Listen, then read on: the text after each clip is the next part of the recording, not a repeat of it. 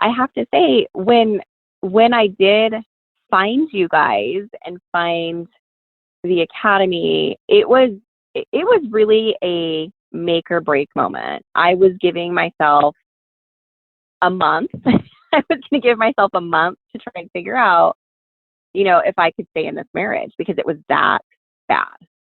I wasn't sure if I could keep doing this on so many different levels because of the conflict and the stress. And it was like one of those moments where you're up at night, Googling at like 3 a.m. how am I going to save my marriage? How am I going to make this work with stepkids? And I found you guys, and it was huge. And I'm very, very grateful for all that you do and your community. It's been a huge game changer for my marriage and my family. You're listening to the Nacho Kids Podcast, where we discuss all things step family related. Real stories, real people, real help. Your hosts are the creators of the Nacho Kids Method and the Nacho Kids Academy Step Family Coaching Team, Lori and David Sims. Welcome to today's show. Welcome, all you peoples. Woo! This is the David Podcast. This is not the David Podcast. This is the Nacho Kids Podcast. They know that from the name they picked, the podcast. Well, I just thought it was funny that you tried to get me to create my own podcast. I don't think I need to try to get you to create anything. Okay. I think it's already in your mind.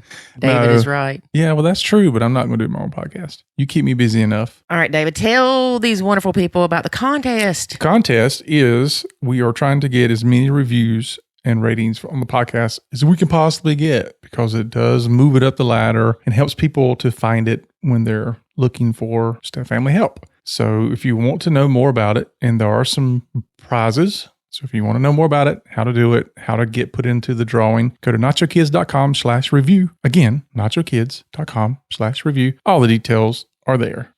Yes. And we have some big news for the nachos. What's the big news? I, and maybe you, are going to, drum roll please, Austin, Texas. Potentially what? Where I'm going. You're going. So what are you going to be doing in Austin? I am going to be speaking at a Stepmoms Alive conference. And that's going to be when? January the 17th through the 19th. So for 3 days, there's a 3-day conference for step families. I don't know. I had to go back and look at the itinerary. I mean, I think that's pretty cool, because a lot of these conferences people go to, it's, half a day or maybe a full day or something like that. No, I think it's maybe, and don't quote me on this, I'll have more details later, but I think the Friday night's more kind of like a little meet and greet thing. Mm-hmm. And then maybe Saturday, all days conference, and then half a day Sunday. Okay. Yeah. So it's kind of a day and a half, because Friday's probably, like you said, it's a meet and greet, and that still was pretty cool. That's really cool, especially that it's a Friday, Saturday, Sunday. I think more people would be able to attend that way. Mm-hmm. Yeah, because a lot of conferences I go to are in the week, and it's always a little more aggravating because you have to fight with scheduling and all that a lot more. That's true. Well, that's cool. I hope I get to make it. I want to see you talk. See that? Okay, wait a minute. I need to rethink this. Okay, if you go with me, you cannot be there when I talk unless you are beside me. And I don't think they're going to let that then I'd be like a ventriloquist. Would you? I could put my hand behind you and I can They can't see you, David. Okay, if you could see me right now, I have my hand up in there. All right. Yeah, so anyway. I need to rethink this, folks, because I don't do well on stage, basically. You'll do fine. And I surely don't need David in the group making faces or whatever, because that's just not going to work. So let me work on that. You might have to be banned from the conference during the time that I speak, or speak with me or something. Not sure. Speak with you? You mean sit behind you? No, you don't want me behind you. Just sit beside me in case I need you to say something. You just want me to go, that's right. That's right. Yeah.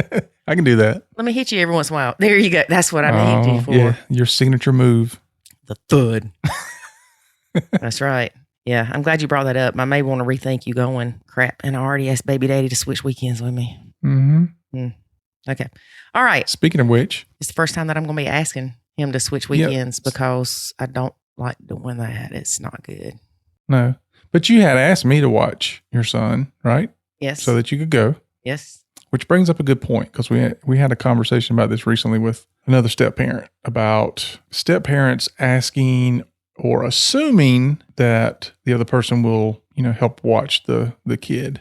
I know. I'm always going to ask you if you'll watch him, even though he's really old enough to watch himself and he can stay here by himself, but you're going to be here, he's going to be here, and I'm not.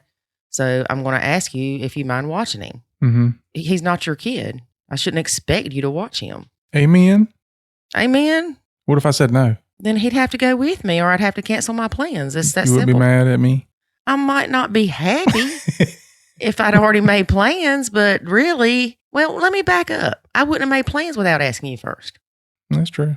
Yeah. So backpedal, backpedal, backpedal. You ask before you make the plans. Right. So what's the best way to handle that? Because I think we see a lot of times, at least, I don't know, I'd say a lot more than half of the people that have these types of discussions, it seems that the men tend to assume that the woman's going to watch the kids. They don't really ask. Because that's what a mama would do. Right. But, I see kind of the women are the other way around. They either never ask because they don't want to put the kid off on somebody. So they just don't. The kid is their responsibility. Right. So they just don't do anything. Or they make sure they absolutely ask if, they need the help of somebody else. Like a last resort. Right. Thing. Right. So they'll either avoid having to ask by just not doing anything, or they will absolutely ask. So I think that's because of the traditional mother and father roles. Usually the mother was at home cooking and a cleaning and a scrubbing and a baking. And the father was out working and a drinking and a smoking and a oh my goodness, whatever. You've lost your mind. So the woman, her responsibility was the kids. I mean, seriously. But even if I'm going to the store, grocery store, I'll say, hey, I'm going to the store. Can you watch Jackson? I don't think about not asking. Right. Whereas a lot of these men will just take off and be like, okay, I'm going hunting or fishing with Big Johnny over here, and I'll be back on Sunday afternoon an hour before I got to drop my kid off. Yeah. And then get mad when the stepmama says, no, I'm not watching your kid. Yeah, because I think that they believe that, look, you married me, we're a package deal, and you gotta do all this stuff, which is completely absurd. It is absurd. I'm so glad you're not one of those absurd ones in that way, David. No, I'm glad you said not in that way. I know. I'm just absurd in other ways. Very absurd in other ways. All right. So if you're a bio parent, do not just assume that the step parent is going to watch your youngin'. Well, let's back up, because I don't like this term. I don't like the term step parent. I know. I don't like the term stepmom. I know. Because it indicates that they have motherly role. duties. They have motherly duties and they have parental duties, and they don't. Responsibilities. Okay, responsibilities. You must step up as this child's parent, David. But I completely disagree with that, because that's what causes so many problems. It's not really that the person, it's not that the person shouldn't do things to help out in the house and all that kind of stuff, but it's not their responsibility. If they choose to do that, then that's great. But I think even the title stepmom or step parent causes problems, because it just indicates that you should be doing things and taking on certain roles that is not in your wheelhouse. Right. I think that the term that better fits it is my dad's wife, or my dad's angelic wife. Oh my gosh. Or my dad's hot wife. No, that just sounds horrible. Yeah, let's don't go down that path. Yeah. Don't say that. That one might be bad. Yeah, but anyway, I got on a tangent. But no, if you're the bio parent, you've got to leave your kid in the care of the other, whatever. I have to say step parent, because if I don't, nobody knows what I'm talking about. But anyway, you're going to leave your kid in the care of somebody else, you should probably ask them. Guess what? If it weren't the step parent, if it were somebody else, maybe a roommate, would you just take off and go and assume that your roommate is going to watch them? No, you wouldn't do that. Were you landlord? Right. You wouldn't do it to anybody else. So like don't, Mr. Roper? So don't do it to your your new husband and new wife or new boyfriend, I don't know, whatever. Well, here, let me put a spin on this. If you expect something, you are not appreciative of it. If you ask someone for help, you are appreciative of it. Okay. You don't agree? I can go with that. No, I can go with that. You better go with that because it's true. Especially a lot of women don't want to ask for help.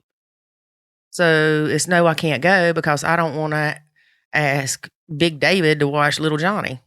That's true. But either way, be respectful of the person that you're with. Don't just throw off your responsibilities on them. And don't just assume they're going to take them somewhere, the kids somewhere, or pick them up from somewhere, or, go to some game with them, or, all the stuff. Don't expect any of it. I never did. I never expected any of it. And I still don't expect any of it. Okay. I don't. I ask everything. A lot. Maybe. Yeah, you do. But I will get looked at sideways if I'm like, no, I'm not going to his whatever. Yeah, you'll say, no, I'm going to Nacho. No, you're not. And yes, people, I will take hate mail over that. There is a difference in the bond that was created between my son and his stepdaddy. She knows I'm doing it to pick on her. That's why. Yes. It's not that it causes me stress or whatever. It's just because I'm picking. Well, let's remember, there was a time that you could not leave your kids with me because it wasn't going to happen. It was not a safe environment for any of us to be left alone. No, because then I had to figure out who was lying when I got home. Because it was like all of y'all lived in a different universe. And I'd come in and I'd hear all this stuff about who did what. And I'm like, there's no way that all these people could have so many stories so different. Yeah, even your 4 kids couldn't get their story straight. No, it was like, wow. That should have been a sign. I was like, I can't leave y'all to... Anyway. So people, if your significant other leaving their kids with you when it's not absolutely necessary, gripes your butt, then tell them no, that they need to make other arrangements for their child because it's not your responsibility. You can sugarcoat it if you need to. Yeah, you probably should find a tactful way to say it. David, can you give them some advice on a tactful way to say that? Because, I lack in that department sometimes. No, I'm not going to give that out. Maybe at the end of the podcast you will? Maybe. I don't know. If we remember by the end? Because I want to go ahead and get into today's episode in the interview. So I don't want to. I know, but we need to tell people how to tactfully do things. I guess you have to stay till the end. Or either I had to figure it out real fast myself and tell y'all. All right. Okay, I already got it. I'll get it ready in case he don't stand up to the plate here in a little bit. All right. Okay. Today we are talking to Patti. Okay. What does Patti do? She kin to peppermint? She's not kin to peppermint. She has been married 4 years. Okay. She has 2 bio kids that have no relationship with their bio dad. And a stepdaughter. 1. How old's stepdaughter? 11. Now, up until recently, they had summer visitation with the stepdaughter because they live far away from her. But now they have 50-50 because they relocated into not the same state, not the same county, but the same small town as high conflict bio mom and stepdaughter. So when she goes to little Piggly Wiggly, she could run into bio mama. Stepmama could run into bio mama at the Piggly Wiggly. Yeah. That's challenging. Very challenging. So let's talk to her, discuss some of her challenges, and how Nachoing has helped her. Okay. Well, I'll let you take care of it. Take care of what? The interview. Oh, good. Thank you. I appreciate it. All right. All right. Before we get started, here's a word from our sponsor. There is a way to save your sanity and your relationship, and it's called the Nacho Kids Academy. In the Nacho Kids Academy, you will learn the skills and knowledge to properly nacho, techniques to handle step-family challenges, ways to improve your communication, and much, much more. Visit NachoKidsAcademy.com and sign up today to join other step parents who are seeing the life-changing benefits of nachoing. Again, that's NachoKidsAcademy.com. Okay, today we would like to welcome Patti to the Nacho Kids Podcast. How are you doing today, Patti? I'm doing great. How are you? Doing well. So tell us a little bit about yourself. All right. Well, I have been married for almost 4 years. I have 2 teenagers that are my bio kids, and I have them full time. They do not have a relationship with their bio dad and haven't for over 10 years. And my husband has a daughter. So my stepdaughter is 11, and we have had her on a visitation schedule, an out-of-state visitation schedule, up until recently. And we have now moved into my husband's hometown where his daughter lives. And now we are juggling the balance of 50-50 with her and blending all of that together, going from our summertime visitation schedule to this. So it's been very, very interesting. It's challenging, isn't it? It is very, very challenging. We have, with our situation before being out of state, it was, for the most part, low drama. We do have a very high conflict bio mom that we're dealing with. So being out of state has been nice in that regard. But now that we have moved into her hometown, which is a very, very small town, it has definitely presented all sorts of challenges, because we are together at functions, at the grocery store, everywhere. It's all just condensed into a very small place. So it's been very different trying to get used to all of that, and very tough to navigate. It has definitely affected our dynamics as a whole, because now we have our 50-50. I work from home, and so I am the one that's primarily here and caring for her. And my husband works longer hours, so I really am the one that has been put into a situation where I've had to learn how to navigate the waters of taking responsibility for what I need to take responsibility for and shifting the other stuff onto him. And that has been really difficult. You're the primary caregiver. Correct. Let me ask you this. When he goes out of town, does he still communicate with them or with her? With his daughter when he leaves? Yes. He does. A little bit. A lot of it was, I guess, not so much anymore, but a lot of it was going through me. So that's been really difficult. And his hours are such that when he's working, he is not able to communicate. He doesn't have service when he goes into some of his different areas that he works within. So we will go 8 to 10 hours without any ability to contact him. So that has definitely brought a whole nother sort of challenge to how to navigate the waters between what his daughter needs, what the activities are doing, and the interaction with her mother. It's been very, very interesting. And I guess living in a small town, it's like she's all up in your face. Very much so. Yes. When we first moved here, we've been here for about 5 months now. But when we first got here, up until recently, up until I started applying some of these principles, we were having her come by constantly to our house, dropping stuff off, checking in on things unannounced. And so literally there was no break. Even when we didn't have her, she was picking up stuff. And so I couldn't get any time to myself, it felt like. And even if I went to go to the grocery store, it's like the odds of running into her were so high. It's like there's nowhere to go. So it has been really go to a grocery store 75 miles away. I know. I'm like, I could drive to Target, which is like an hour away, but sometimes that's not an option. I just want to go get a coffee by myself. So it's been really interesting just to navigate that. And too, with it being such a small town, our kids, the high school is combined with the middle school. She's in middle school, and I have 2 high schoolers. And so that's all together and very small. So all of the, like the parent meetings and different activities, they're all right there together. So I mean, there's constantly interaction and running into her. And so that has been it's been tough. It's been a tough juggle. for sure. Did your husband and you relocate specifically for him to be closer to his children? We did not. It just so happened that his company got a contract with a government project that is taking place here in his hometown.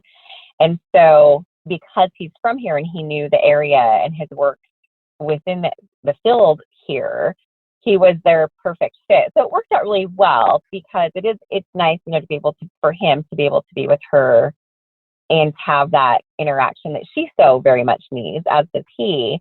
But it was not a relocation because of that. It was strictly based on just where they needed him to go. And how far away does the bio mom live? I think it's about 3.5 minutes. Just down the street and over to the left. Okay. Question for you. Yes. Just out of curiosity, if she's 3.5 minutes down the road, when dad's not there, could the daughter not go stay with her? You know, it's been a little bit of a juggle there. She could. Her mother is working nights currently. And so one of the reasons that we have her on some of the days that we have her is because of that schedule. But she does not want her to be coming over. She wants her to have a consistent schedule. And so my husband has also been in fear, which is another big issue that we've had, because he is in fear that if he doesn't take her through those hours, that she will not allow him to have the custody that he wants. And so he doesn't want to jeopardize that. And so that's been an area that we are working on. It's really sad when you go through the court systems and all that, because you do become fearful of simple actions. Yes, absolutely. Absolutely.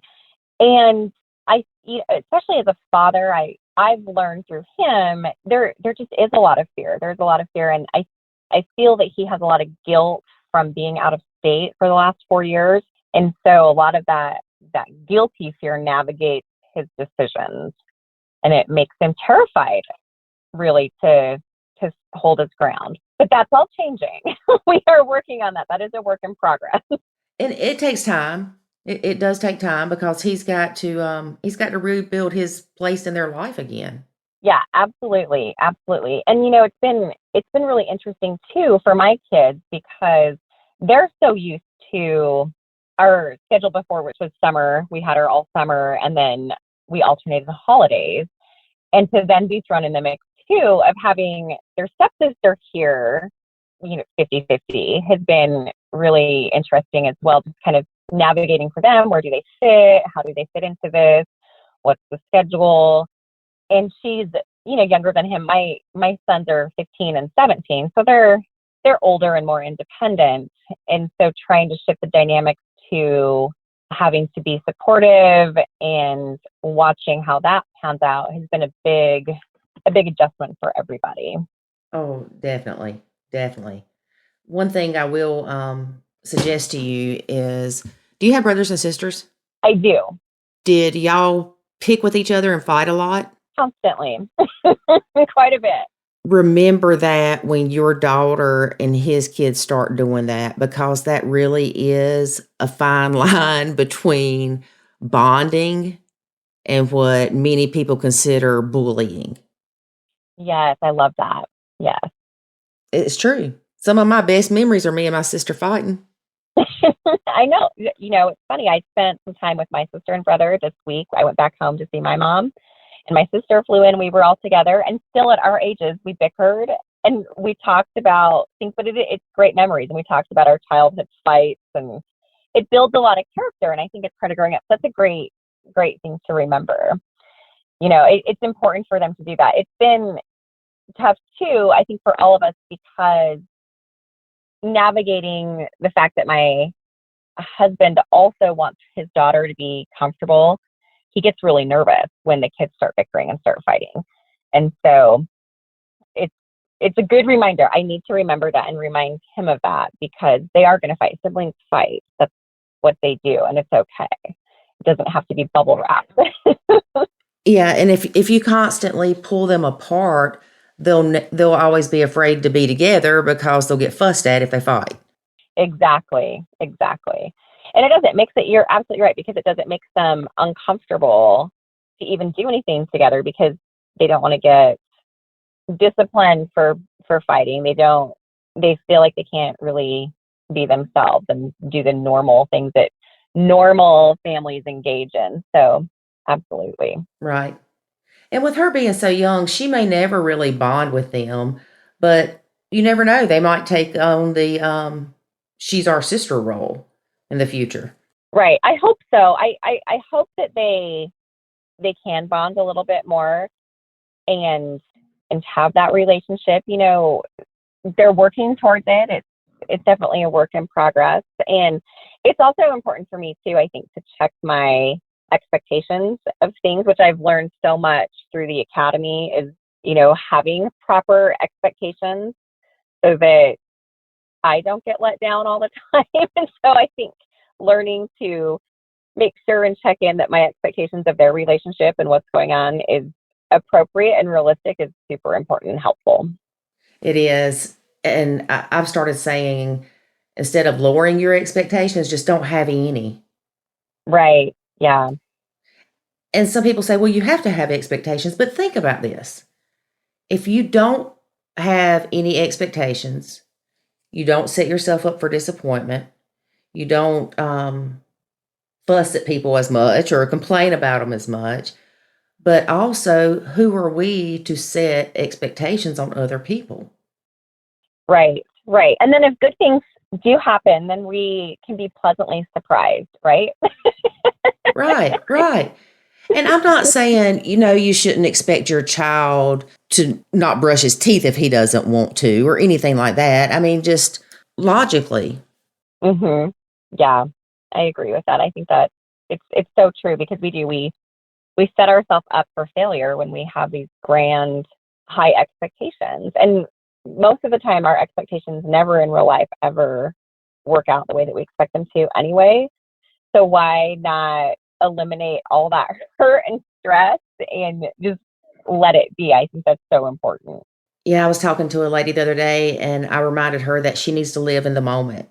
A lot of times with the stepkid issues, when they're getting ready to come over, everybody stresses out 4 days before. Well, you're wore out by the time they come, worrying about them coming. And Right.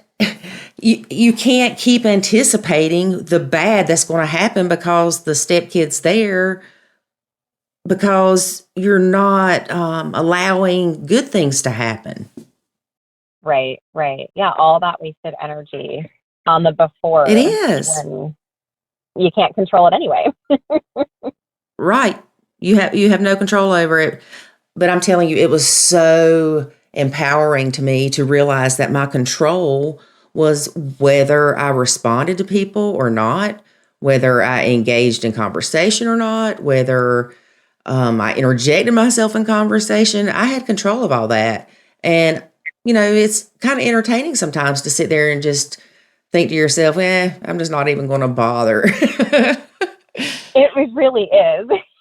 So a couple weeks, maybe it's been about a month, when I really started applying the principles, which is funny because I know these things, especially in my field that I work in. A lot of these things are things that I know, but when you're in the moment of the chaos and all the stuff that's going on, it's really hard to remember how to do things, what to apply, and you get just swooped into this chaotic storm. And when I started applying the principles and really honestly like letting go of control, because I like to have control. And I realized that I was a big factor in the chaos because I was wanting to interject myself into things and wanting to be part of the conversation and wanting to have my voice heard. And when I stepped back and really nachoed and let it go, I cannot believe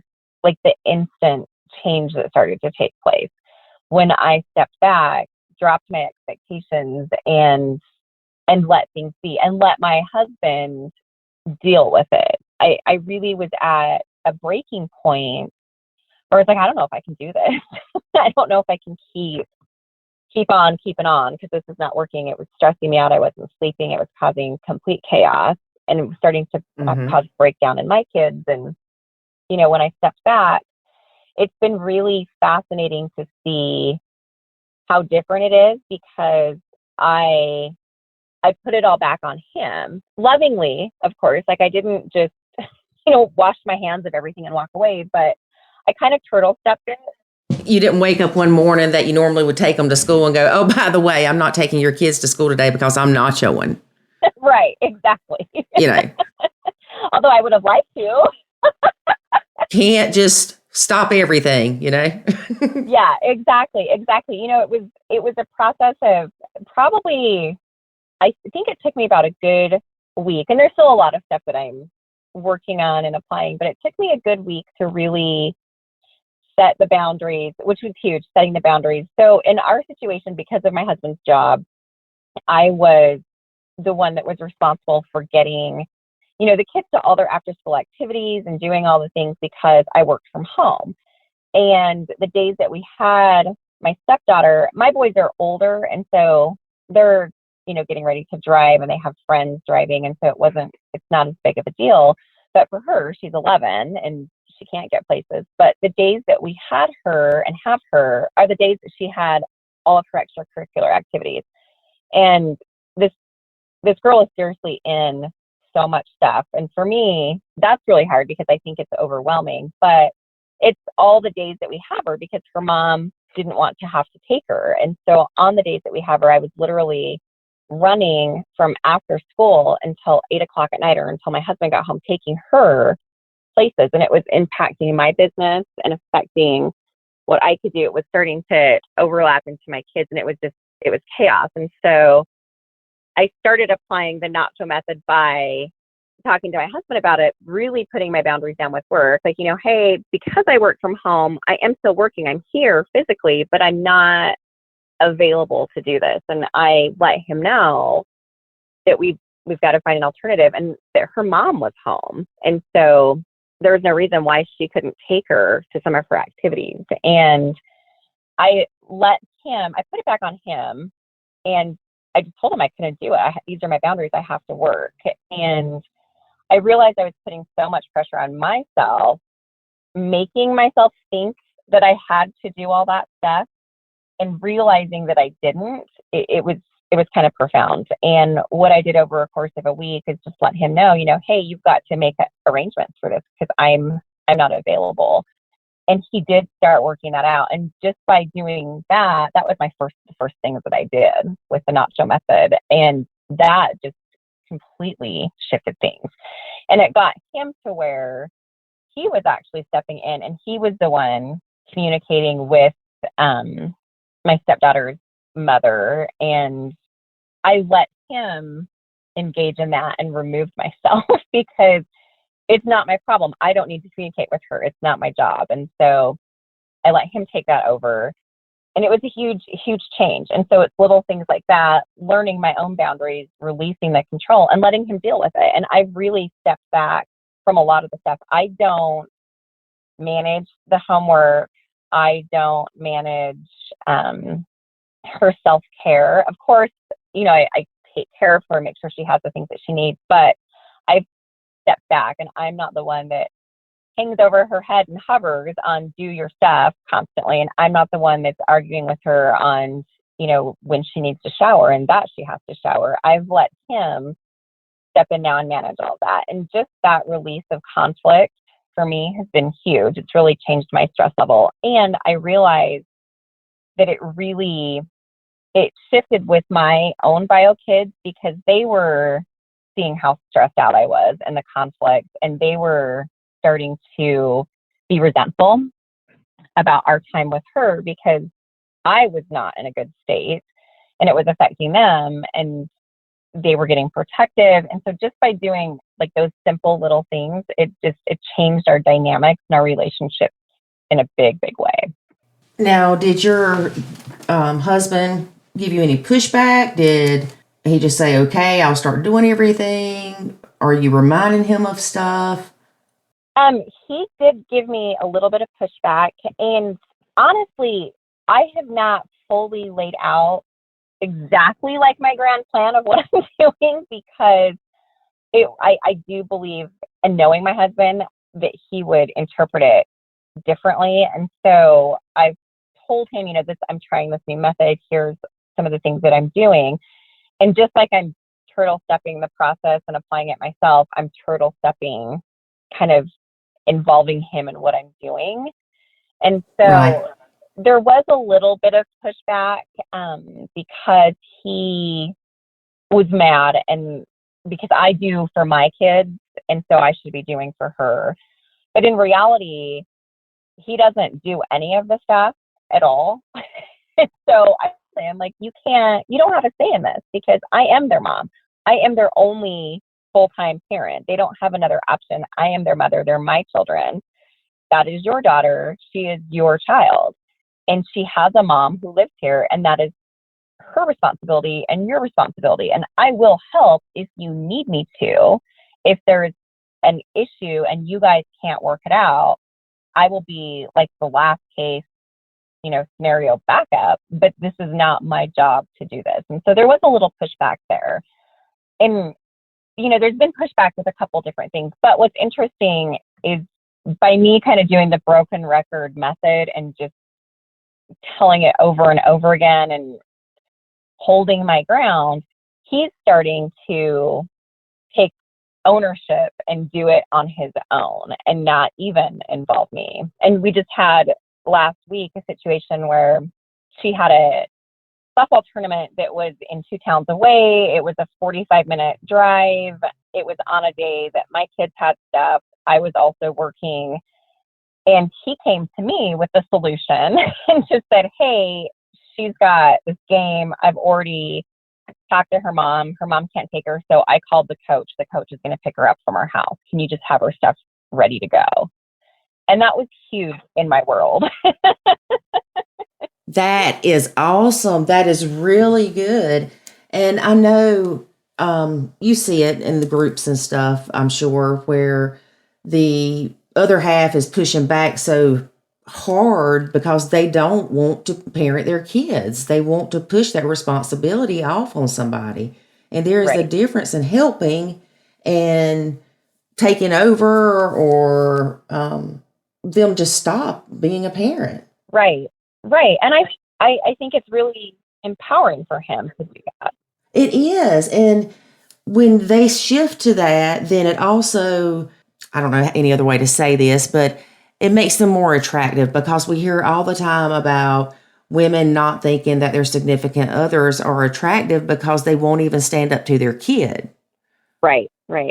When in reality, they need to not have expectations of their significant other as to how they should parent, but they should also be supportive of them in whatever role they choose to be, and not judge them, because the guilty parent syndrome is real. Right. Absolutely. So one of the things too that I have to mention, which was really hard for me, because especially in the line of work that I'm in, I love systems. I love organization and time management. I have to have all of that stuff organized and done, and it just makes me feel good. And one of the things I've had to really overcome is that it's okay to let some of that go in regards to her and him. I can still manage my own time, but I can't be responsible for managing theirs. And it has come, I will say, there were just 2 weeks ago, because of what I've done and let him take responsibility, and he's not used to it. And so it's a huge learning curve for him.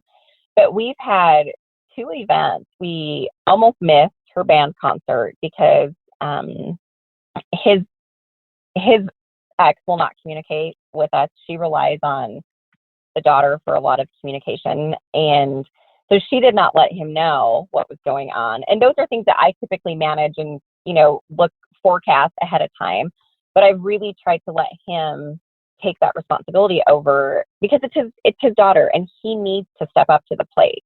And by me stepping up to the plate for him, that doesn't do anything. So there has been, we almost missed a band concert. His daughter texted us 5 minutes before it started and asked where we were sitting, and we had no idea it was even happening. And we also almost missed another thing at school because there is no communication.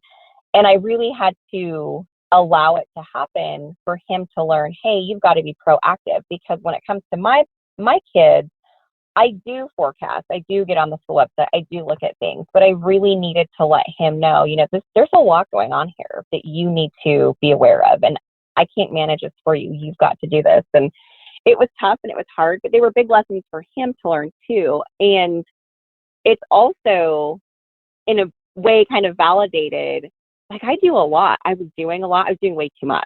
And it takes two of us. These are two different sets of kids that need parents.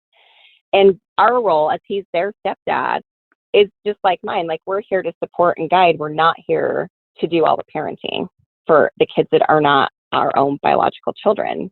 So it's a learning curve. And there are going to be things that show up that are kind of hard to swallow, but I think they're necessary for growth. That's so true. And you look at nuclear families. They struggle too with kids. A lot of what we see is normal kid behavior, but the stepmoms either don't have kids or their kids haven't reached that age yet. So it's easier for them to judge because they haven't lived it, kind of thing, as the parent of a teenager. Or you've got the ones on the other end that have the adult, stepkids at this point in time. Right. Does your stepdaughter know that you've stepped back from those things? Did she notice it? Did she complain about it? What about your the high conflict bio mom? So my stepdaughter has not.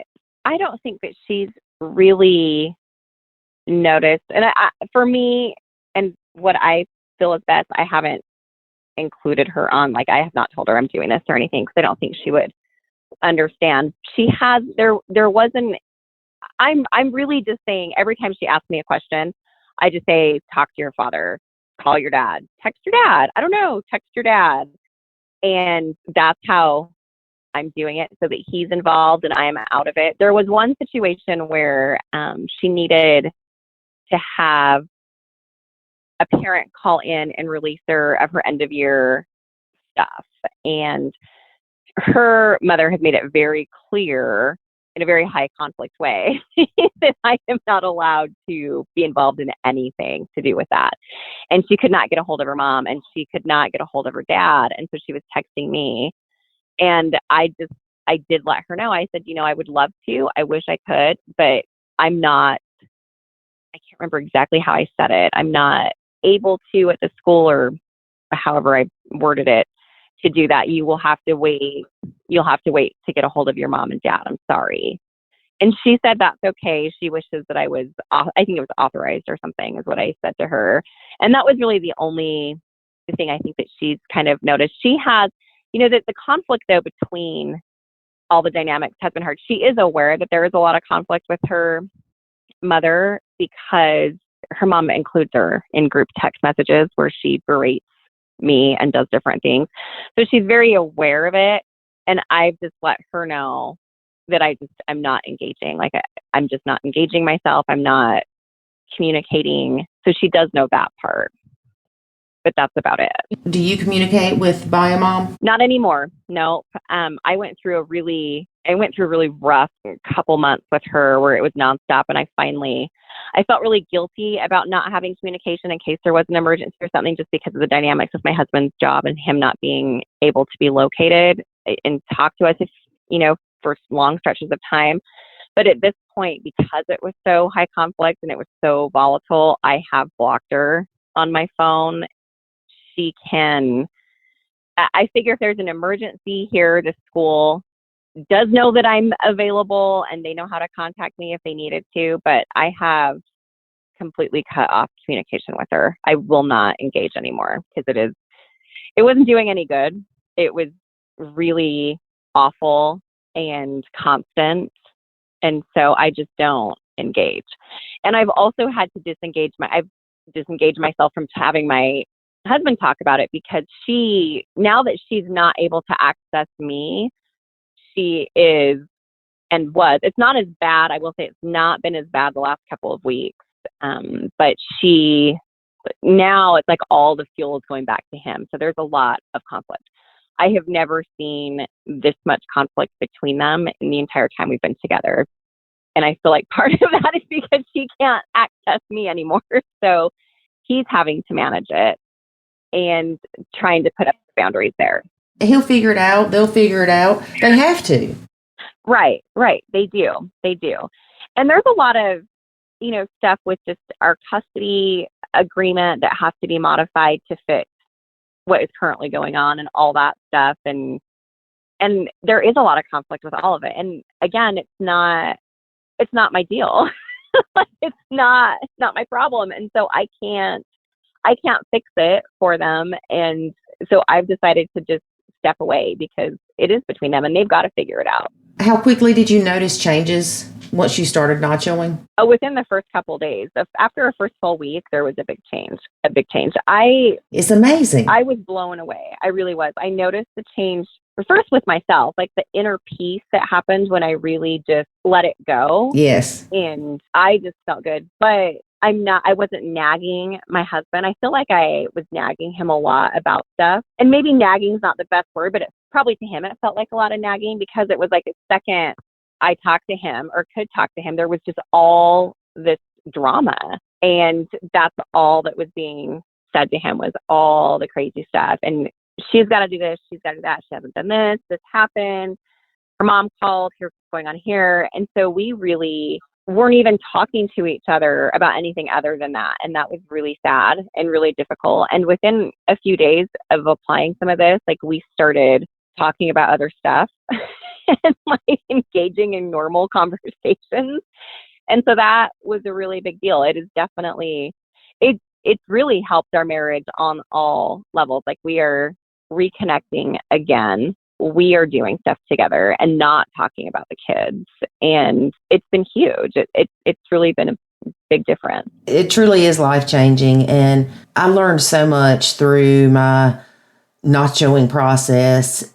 And, you may choose to re-engage with her at some point and be more paternal with her, or maternal, I guess would be the proper word. But right now, you don't have to, and you may not ever want to. Right. And it's funny because when we had her in the summer, it was great. And I really had this, it was almost kind of like fairy book, fairy tale-ish relationship with her. That it was really good because I had that concentrated time and we didn't have to deal with all the other outside influences. And so I would love to, at some point, re-engage more with her. And I think that will happen, but now is not the time. And I'll tell you, though, that, after a month of being here with all the chaos, it definitely took a huge toll on our relationship. And it made her super uncomfortable because there's so much negativity and so much talk going on about me in front of her that she was resentful to me.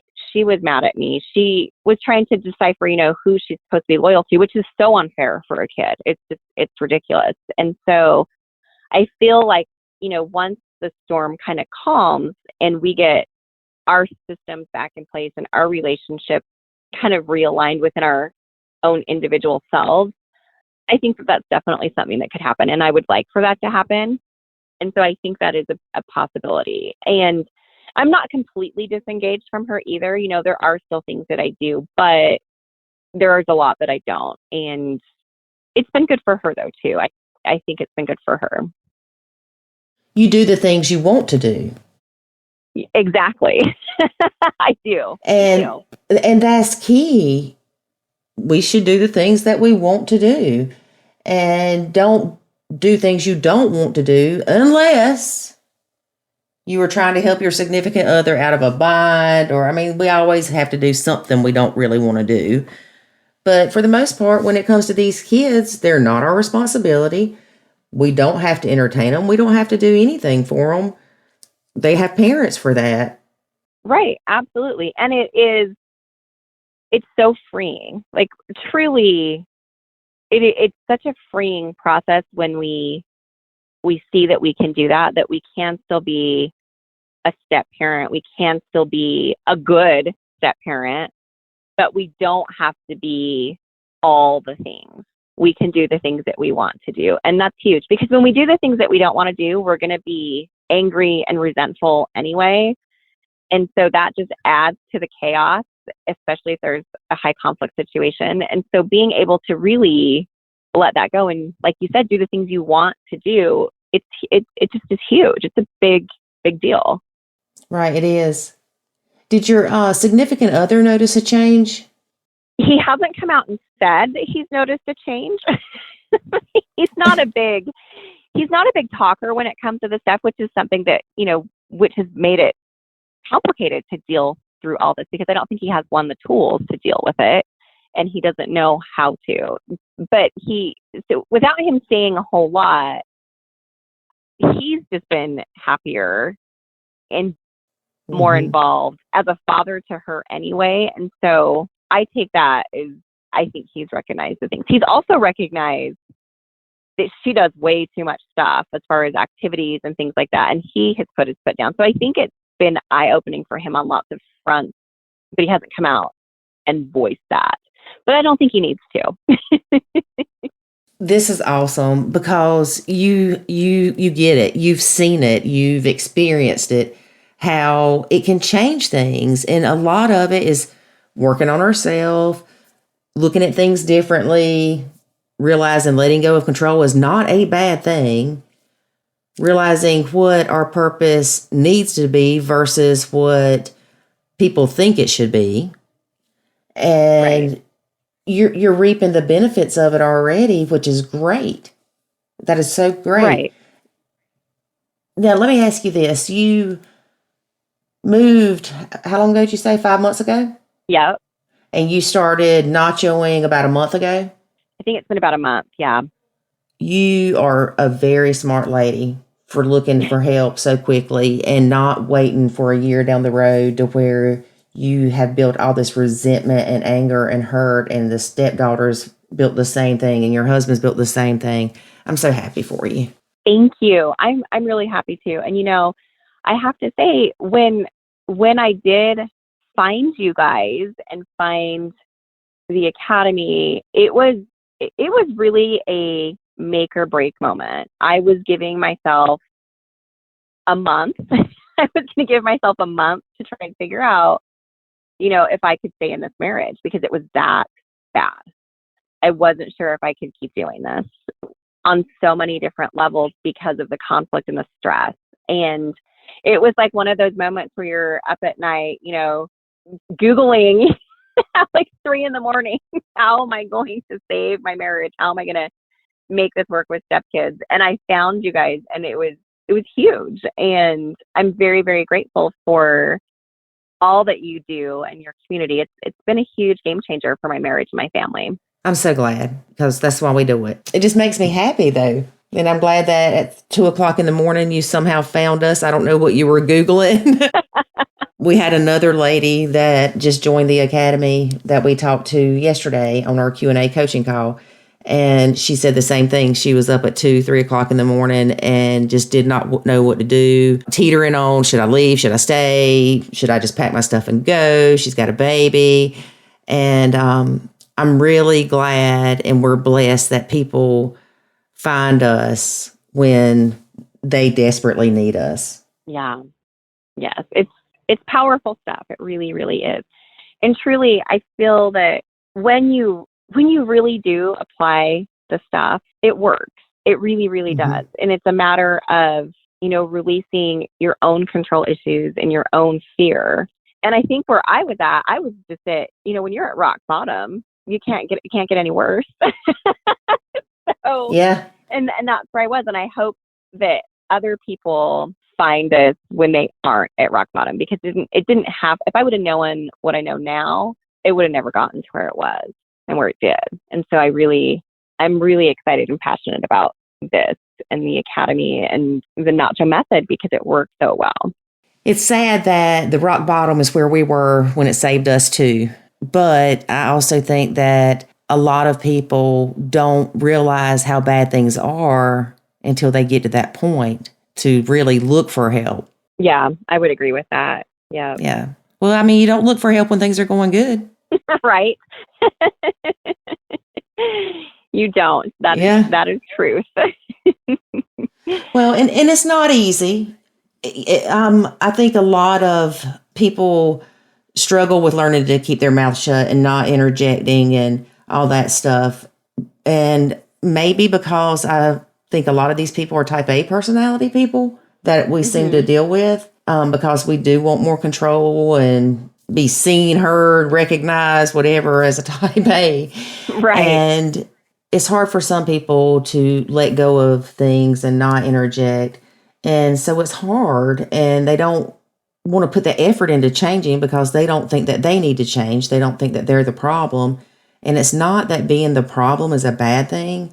As David always says, the good thing is if you're the problem, you can fix that. Right. I love that. Yeah. The bad thing is if you're not the problem, you can't fix it. Right. Right. You know, and I think for myself and probably for a lot of other people in this situation, we get a little off track because we have this need to be right and validated with our feelings. We so desperately want the validation. And what happens, I think, especially in the beginning when I started applying it, because there, you know, the first little bit, and I'm still navigating it, it's tough, and you do get pushback from all places. But it was learning to separate like my whole self, like my value is not on the line when I'm doing this. And so just because you don't agree with me and my opinion doesn't mean that you don't like me or I'm wrong or I'm bad. It's just the situation. And so learning that was really important in applying that, because I had this need to be right. Well, if you don't agree with what I'm saying, then that means that I'm not good enough, or I'm not doing my job as a step parent. I'm not doing what's supposed to be done. And I really attacked myself and felt even more so the need to argue to prove my point so that I would be right. Because if I'm not right, then everything that I was doing was bad. And when I kind of learned to drop that and get back in tune with my core and knowing that my value is not on the line, it was okay. And it is okay to throw things out there and release that control and not be okay and not be right and not be validated, because it has nothing to do with my value. And so I think that's another important thing to keep in mind, is that these are rough waters. They are hard to navigate. Blended families are super difficult, and we are still whole, amazing people, and we don't need all this other stuff to make us more right or to make us good enough. We're already complete. And when I took a step back and kind of reconfirmed that for myself, when there are disagreements or things that happen, it doesn't affect my course. It doesn't impact my self-esteem. And so learning to detach from that was really helpful in making it more successful to apply the methods. So I think that's an important little thing to keep in mind. It's hard. For some people, it's harder than others to learn how to utilize the tools to do those things. And I think your background adds a lot to your being able to do this so quickly also. Yes, I think so too. And I am grateful for that. Absolutely. And, you know, I think, and for anybody that's listening or anybody that's applying this, it's going to be different for everybody. Some people might see results in a couple of days. Some people might not see results for a couple of weeks or maybe a month. But if you keep at it, you will see results shift, just because the capacity in your mind when you let things go feels better. And it does work. And so everybody's journey is going to look different, but it really does work. It will change things. You just have to stay the course. Yeah, like I said, it took me basically a full year of disengaging before I was ready to re-engage with the stepkids, because we had to all heal from the hurt and the resentment and the pain. And thankfully, you did not have to go through all that. You reached out for help. Yeah. I guess you got to your breaking point before most of us do.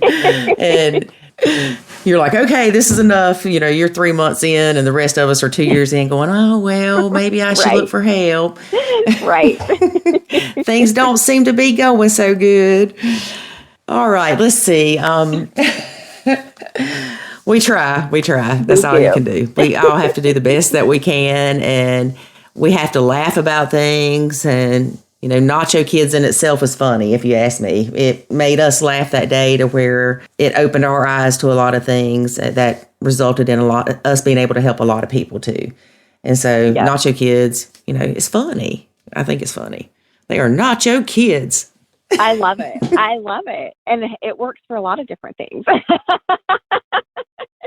Yeah, it does. It cracks me up, though. Once people learn about the Nacho Kids method, they never look at nachos the same. Right? I know. We just went out a couple days ago, and I ordered nachos, and I just had this silent comedic relief inside my head because it means so much more to me. It does. It's like, man, these things changed my life. They're awesome. Well, it has been great talking to you. I think we need to get into the lightning round. Sounds great. The lightning challenge questions or whatever David calls them. I miss David when he's not here. Yes, I'll leave that part in this recording. Yeah, give him a little kudos before he gets back and aggravates me. All right, Patti. So what has been the hardest part of blending for you? The hardest part of blending has probably been trying to navigate what is my expectations probably on what it's going to look like, what my kids' involvement with my husband will be, and the role that I'll have with his daughter, and dealing with just the expectations and the roles there. I think that's the hardest part. Yeah, it is. It's hard. It is definitely hard. But things can get better, as we know. Yep. And what's the best advice you ever received about blending? That if it's not your kid, it's not your problem. Like, honestly, I know it sounds so funny, but really not showing it, not taking the responsibility on for all the things, and that it doesn't have to look like the Brady Bunch. And I think it was on a conference call that you guys had a live question and answer, and we talked, learning that, hey, every family looks different. It doesn't have to look perfect. You can still be a good stepmom and not do all the different things that you think you should be doing. I think that was really important. Right. It's true. Girl, I am an awesome stepmom. Mm-hmm, mm-hmm. Because I nachoed. And they'll tell you that, the ones that'll get on video with us. I've mentioned it before. We've got a couple of videos that we did with one of the triplets, mm-hmm. and a podcast too. So I'm excited about sharing those and be like, look, it really doesn't torture your kid or anything. Right. It's a good thing. You said it. You said, not your kids, not your problem. And I think when you say that, people take that as going, they ain't my kids, I don't care, or right. Just throwing your hand up kind of thing. And that's not it. It's more of, not your kids, not your responsibility. Exactly. And like, honestly, I do really deeply have love for my stepdaughter. I would do all kinds of things for her, but it is not my responsibility to take on all of those other things. And that's very freeing to look at, that I can do what I want to do. The other stuff is not my problem. It's not my job to, quote unquote, parent her 24/7. She has two parents. I'm more of a support role. Mm-hmm. I'm more like, I'm here. I'm a supportive role. I'm not the parent role. It's not my job. And I think that's very freeing. Right. And it gives you the opportunity to build a relationship with her and to bond with her. Yeah, absolutely. Whereas 10 years from now, she may come to you and say, hey, I want you to help me plan my wedding. I mean, you never know. I'm sure there'll still be mom loyalty issues then too, but Right. And, and being able to get to a space where I'm okay with all that too. Like, I don't have to be all those things, and I'm not going to have hurt feelings if I'm not, I'm hoping to get to a point where we do have a really rock solid relationship, and we can build into that, and I can support her. And I want her to know that I'm always here for support. I got you if you need me, but you got to ask me, because I'm not going to insert myself. Right. Girl, you are kicking butt with this stuff. All right. If you could travel back in time, knowing what you know now, what's one piece of advice you would give yourself about blending? To probably step back and not try and control things, to allow the children the space to assimilate in a way that's more natural and comfortable, of course, with guidance, but let them do it, and let my husband take on the role that he needed to take on in the beginning. Let him sort it out, let him plan, let him figure out arrangements, let him figure out all the things, and let him figure out the dynamics with his ex, because that's all stuff that he has to do anyway. And I wish I would have done that in the beginning, just taken a step back.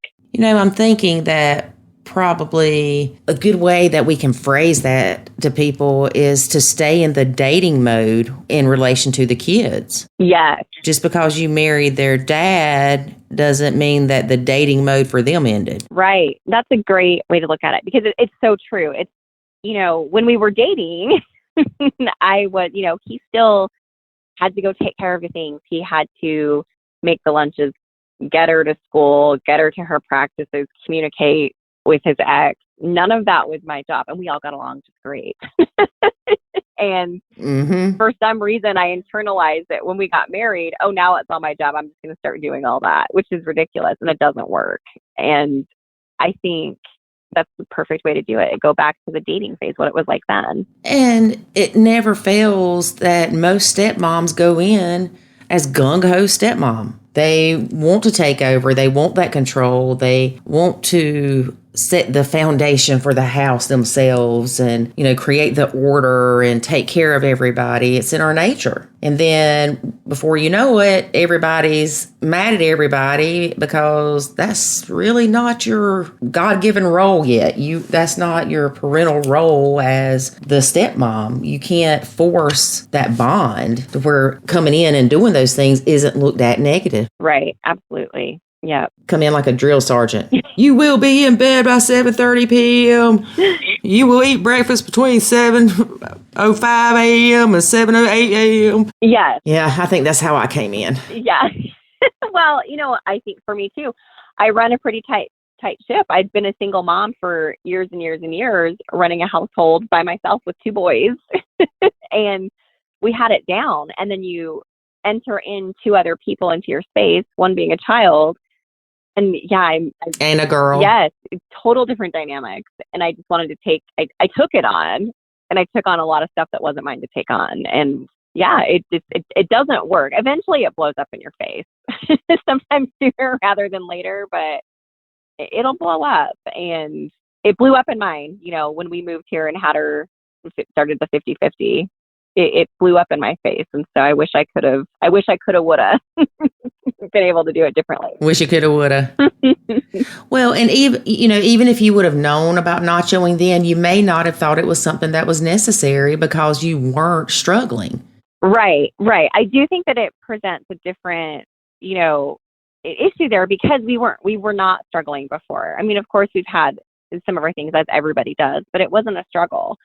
And all of a sudden I find myself, years down the line, and now everything's different, a whole different new dynamic, and the rug got pulled out from underneath me, and it was crazy. Because that is not what you signed up for, girl. It is not. Absolutely not. But here I am. And now I have a different rug. Yeah. You got one of those Houdini rugs or magic carpets. Yes, exactly. You're just nachoing everybody floating above the chaos on your little magic carpet. Absolutely. Eating your nachos. Oh, I can picture it now. So true. So true. All right, let's see. The last question is, what is one thing you would tell others who are facing the same challenges in blending that you are or have? That it's okay, step back, and to self-care. I think self-care is huge when you're dealing with this. Taking the time to find self-care and pleasure, that's super important to nurture yourself so that you can be in the right mindset to handle all the things. And that it's okay to let go. Like you absolutely do not have to do all of the things that are not what you want to be doing. You can say no, you can have boundaries, and it's okay to honor those boundaries. Right. And it's okay to not love those stepkids like your own. Yes, that's a big one. That was hard for me because I'm like, oh, I've got this person and I love her, but I don't love her like my own. And I never will love her like my own. And that's okay. That is okay. And it's reality. She's not yours. Why should you be expected to love her like she is yours? Yes, it's so true. And I think there's a lot of guilt, especially the mom guilt, I think plays a big role in this because it's what we feel like society wants us to do. It's what's socially acceptable. We have to love our stepkids like our own. And our partners sometimes have those expectations. But it's just not true. I know that my husband doesn't love my boys like his own, and he shouldn't, and he's not going to. And they're okay with it. They're older, and they probably in their own way, not that they've ever been told that, but I'm sure in their own way, they know that too. And they don't love him. So why are we forcing all this stuff when it's not necessary? And I think just knowing that it's huge. You do not have to love your stepkids like your own. It's just not going to happen. It's not natural. But it doesn't mean that you aren't going to love them. Maybe for some, you're just going to have a friendship and a like, and that's okay. It really is okay. Or a toleration. Yes. Yeah. Whatever. Yeah. Just, whatever the relationship looks like, it's all okay. It doesn't have to be a certain way. It's going to be unique and okay for everybody in their own way. I find it interesting that people will say, you should love the stepkids like your own. And then with the stepkids, it's normal for them to have the evil stepmom vantage point. And people will say, well, they're kids. Okay. Well, kids are easier to love people than adults are. It's easy. Well, it's easier for kids to love people than it is for adults to love people for the most part. Right. And you've got these kids, and it's like I said, it's okay if they come out and say, oh, well, my stepmom's the most evil witch I've ever met.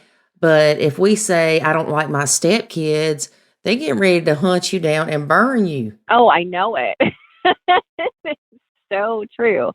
And again, though, I feel like it's just a story that we've bought into, that society has told and created, and none of it's accurate. Like, it's really not. It's not. And it's just the story we've told ourselves. And so we can tell ourselves a different story. We can change that story. Yes. That's one of the things, I don't know if you've ran across this in the academy, with the 28 days to change your thinking that we did in February. Yes. The mind, girl, it amazes me. I think you and I've talked about this before. Yes. The number of thoughts you have and how you can convince yourself that you climbed Mount Everest and never physically have done it.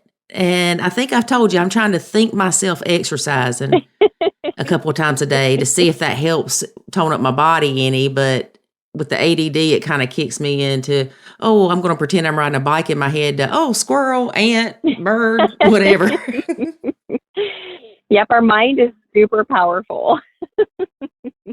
It is. It's amazing. It's amazing. Yep. I love doing that challenge. It just, it really got my mind working, I guess, on how negative we are, how we automatically have this negative thought process. We can change that. We can change the way that we understand things. We can take bad images that we see in our head and replace them with good images to not cause the same emotional reaction when those images pop in your head. Yeah. It's crazy. Yeah.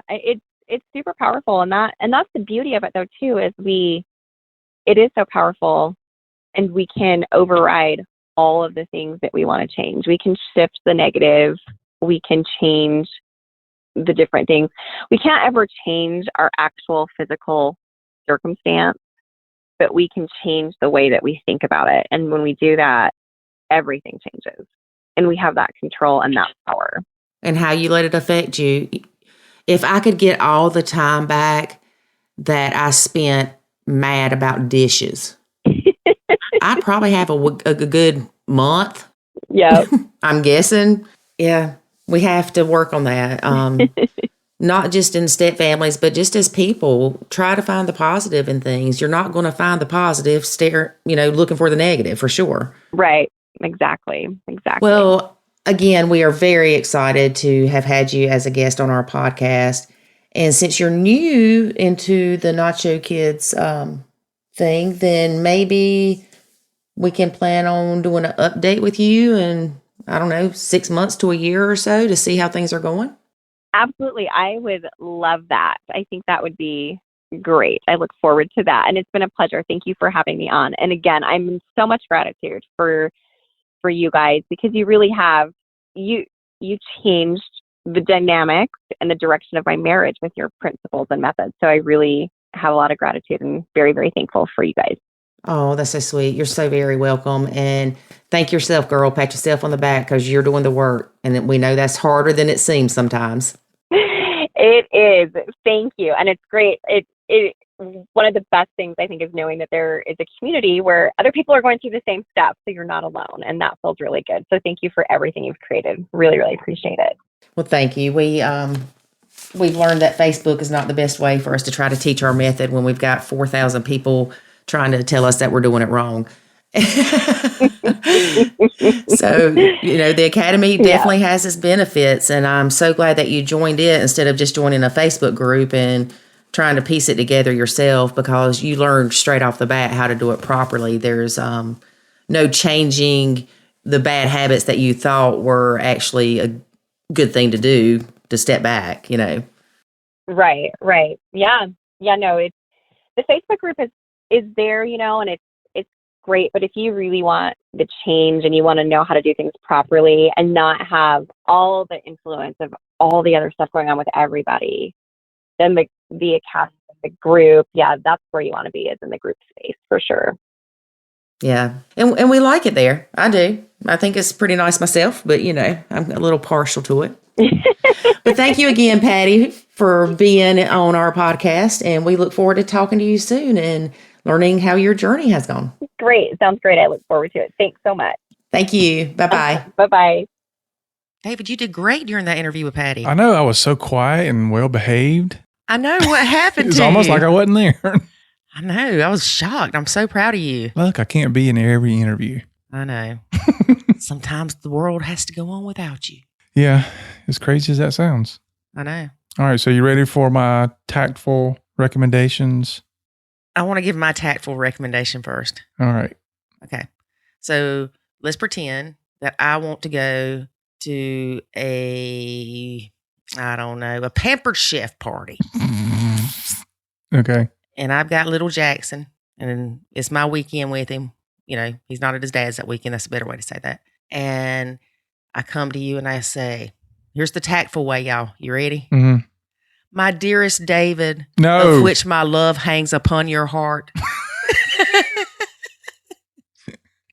Will you please watcheth my child while I go to the Pampered Chef party to buy stuff to cook for you, my loved one. Okay, you had me until you said cook for me. I know. You could tell it didn't even come out of my throat right, did it? It was like, cook. Okay. No. See, why don't work for me, y'all? Okay, if David. you was going to the lingerie party, I might say, yeah, that's cool. Now you see why I didn't miss David during this interview? He distracts us way too much, folks. And he says, I'm the squirrel. All right. So what I would suggest is... Wait a minute. How'd you like that? Love hangeth upon your heart. Yeah, I don't know about all that. That's pretty good. Yeah. Yeah. Okay, go ahead. Sorry. Okay. Have you been watching some old whatever? I don't know. So what I would suggest is, first of all, don't wait until somebody asks you before you decide to say no. Huh? Don't wait until somebody asks you before you decide to say no. Okay. I'm following. Okay. So have that conversation before something comes up. Because if you come to me if I come to you and can you watch my kid, blah, blah, blah. I'm running somewhere. Well, let's assume that I don't have a lot of time. Like maybe I'm running to the store, or I got to make a decision to go somewhere in an hour or something like that. If that happens, then, now you've put a lot of stress on the situation, and the problems that causes now comes back on you. So have that conversation when the answer is not going to determine anything. Okay? Okay. So instead of me having to ask you and then you saying no, have the conversation beforehand. And say, David, hypothetically, if somebody invites me to a Pampered Chef party in 6 months and it's a weekend that I got little Jackson, would you watch him? Well, what I'm saying is, if you're wanting to tell your spouse no, or significant other, if you're wanting to say no, I can't do this. I don't feel comfortable doing this, and have that conversation beforehand. Have the conversation of, look, I don't feel comfortable watching your kid or kids. It causes me stress, whatever you want to do, but have that conversation beforehand so that they know not to even come to you and ask those questions. Okay. Well, say that conversation hasn't happened. Mm-hmm. And they're 2 years in and they just remembered that their cousin's throwing a Pampered Chef party and she has to have so many people come to get a surprise. And she had already committed to it, but she forgot to ask because, shoot, y'all might not have even been dating then. Or married. Mm-hmm. Okay. Well, I mean, it's going to be, it's situational, right? Right. I mean, it's a fact-specific determination. So how does it make you feel? How bad is it going to be? I mean, if it's just, hey, I don't want to keep the kid because, I don't really like the kid. Or is it because I don't want to keep the kid because, he or she has said things about me that's not true and has gotten child services involved. And I mean, that's kind of a crazy situation, which happens often. If it's that bad, then, sure, stand your ground, put your feet down, draw your line in the sand, whatever you want to call it. Say, no, I'm just not doing it. Okay. But if you can avoid that, it's best to set those boundaries when there's not a decision to be made. Set the boundaries beforehand. I'm saying if you're going to say no, then you have to say no tactfully. You have to do it in a way that explains why you're saying no. And not just, no, I'm not watching your kid. Or you also can't really do it in a way that makes you look selfish either. That's why doing it in advance is so much better. But if you have to do it, then find a way to do it. So if it were me and the possibility is there, if it were me, I would probably, if you came to me and you said, can you watch him? And I didn't want to, I would probably go ahead and do it that time because I don't want that moment to be when we start having this conversation.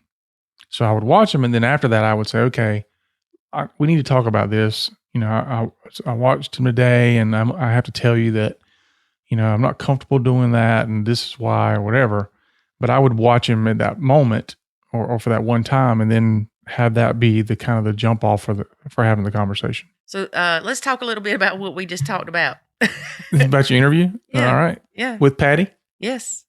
She went through a lot going from a summer visitation stepmother role to a 50-50. Mm-hmm. Not only 50-50, but remember the same small town, sharing the Piggly Wiggly cart at the store. Well, she also has that challenge of working from home. And we hear this from parents who have those jobs where they work from home because the other person in the relationship will often assume that, well, you're home all day. Why can't you watch the kids? Or why can't you go pick them up from school? Or why can't you take them to school? Or there's all these things that come up. And, even when I work from home, sometimes we had to have conversations about, let's remind Jackson that just because I'm here doesn't mean that I can, walk away and help him do things. And, remember with your kids, mm-hmm. The first summer you were working from home? My God, they had your whole summer planned out. You was taking them to Carowinds one day. Oh, yeah. Yeah. Yeah. When, because I got to the point where it's like I can't work from home because when I'm here, everybody thinks you can just jump up and go do whatever. Come and help me do this. Come and help me do that. Come check this out. Take me to the movies. Take me to... run me across town. Dude, I'm working. Mm-hmm. And so those people who work from home, I mean, there's a lot of distractions happening. So be mindful of that. If you have somebody in your family working from home, you have to assume that or treat them like they're working somewhere else. Just mm-hmm. because they're home doesn't mean they have all that right. flexibility just to drop things and go do stuff. And then we talked about stepkid and bio-kid interaction, bullying versus bonding. That's a hard one. That's a big one. Mm-hmm. I'm not sure if we've released that course in the academy yet, but it's definitely something that a lot of blended families go through. Mm-hmm. And it seems that the stepmoms have more of an issue with it, of course, than the stepdads. Oh, yeah, you did. Because I'm like, let him get beat up. It's okay. He's 5 years younger than your ninja fighting crackhead kids. They'd have him in a headlock saying, I'm just choking him out like Daddy did that guy at Christmas. Well, that's a story. So anyway, no, they weren't beating on him, but they were I mean, they were rough with each other. And so he would jump in on that. And he would. It wasn't like they grabbed him and dragged him into it. I know, y'all. It was the sweetest thing. David would be wrestling with the brothers. And, figure at this time the brothers are 10, 11. Mm-hmm. And David's still as big as all them put together because they're little tiny things, but they like a little bunch of ants, like jumping all over the place. Oh, no, they like the Mexican jumping beans. That's what they were. And then you'd see Jackson, his little tiny self, and he'd just jump right in on the top. Mm-hmm. He was not afraid. No. And it scared me to death. No, and I know they're roughhoused. They roughhoused each other a lot. I know. And I mean, even sometimes when they were fighting amongst themselves, it would upset you. And I'm like, it's okay. Yeah, but there was a difference with some of the roughhousing and some of the fighting because I know that they can fight. They can't, it's not normal kid fighting. It's my daddy did all this cockabookie stuff. What are you talking about? Fighting stuff. Okay. What is it? Martial arts. There we go. All right, let's get off but that anyway, there's a thin line because even when you have bio kids, sometimes they're mean as crap to each other. Man, that's a whole podcast episode telling you about my sister, what all she did to me to torture me. Well, maybe we'll do an entire podcast on it, but not my sister torture me. Nobody wants to hear that crap. No, except but for maybe just talking about the she made me topic. pee in my pants. That's kind of funny.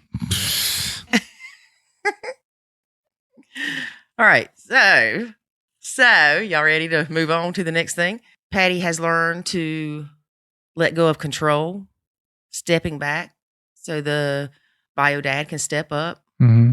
She really grasped what we taught her in the academy like quickly, which always makes me happy because then they see the instantaneous rewards of it, basically. Mm-hmm. She did good. Mm-hmm. Nachoing reduced her stress. We tell y'all people, this stuff works. Yeah. It's like calmness in a chip. In a chip. It's a Zen chip. Uh-huh. It's a Zen chip. It's a Zen chip. Hey, that's a good idea. I like that, the Zen chip. Don't you like that? Yeah, it'd be great. Okay. So remember, in the wise words of Patti and Nacho Kids, you nacho the things you need to and engage in the things you want to. Make your life happy, people. Happy, I say. All right. Don't worry. Don't worry. You want me to sing that song for you? No, we don't want you to sing. Yeah, y'all probably don't. We really don't want you to sing. I like that song, Don't Worry, Be Happy. Yeah. Don't worry. Oh my gosh. Be All right. happy. That's it, folks. Don't worry. Thanks for listening to today's episode. We'll be back next Friday. Until then, peace out. Don't worry.